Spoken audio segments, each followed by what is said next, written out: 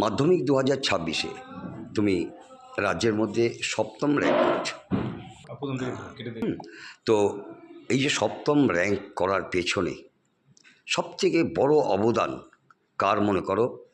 ভবিষ্যতে তোমার কি ভাবনা রয়েছে? আমি কারোরটাই আলাদা করে বলতে পারবো না। আমার বাড়ির পরিবারের সদস্যরা, আমার বিদ্যালয়ের শিক্ষকেরা, আমার গৃহ শিক্ষকেরা সকলের অবদান অনস্বীকার্য। তারা সর্বতোভাবে আমাকে সাহায্য করেছেন।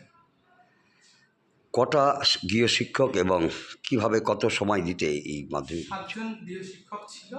তো আমি তাদের কাছে পড়ার পাশাপাশি বাড়িতে গড়ে 5-6 ঘন্টা পড়েছি। তোমার হবি কি? আমার এক সময় ড্রয়িং করতাম, তারপর সেটা ছেড়ে দিতে হয়েছে, কিন্তু বাড়িতে ওটাকে চালিয়ে গেছি। পরবর্তীকালে কি ভাবনা রয়েছে? ডাক্তারি লাইনে যাওয়ার ভাবনা রয়েছে। অর্থাৎ দাদার মতনই? হ্যাঁ, হ্যাঁ, হ্যাঁ।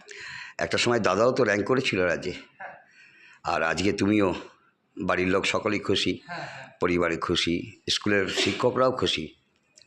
তো পরবর্তীকালে তোমার যে সহপাঠী আছে বা পরবর্তীকালে যারা রয়েছে তাদের কি বার্তা দেবে, মানে এই তোমার যে সাফল্যের জন্য? আমি বলবো প্রতিটা সপ্তাহে একটা নির্দিষ্ট লক্ষ্য ধরে ছন্দ নিয়ে পড়ে যেতে। তো ধাপে ধাপে করলে, বারবার একই জিনিস রিভিশন করে গেলে সাফল্য আসতে বাধ্য। তোমার সপ্তম র্যাঙ্কে কত নম্বর পেয়েছো? 691। 691। হাইস্ট মার্ক হাইস্ট মার্ক 100, 4টে সাবজেক্ট। আচ্ছা, কি সাবজেক্টগুলো? অঙ্কে 100, জীবন বিজ্ঞানে 100, ইতিহাসে 100, ভূগোলে 100। তোমার নাম? স্বর্ণাভু সর্দার।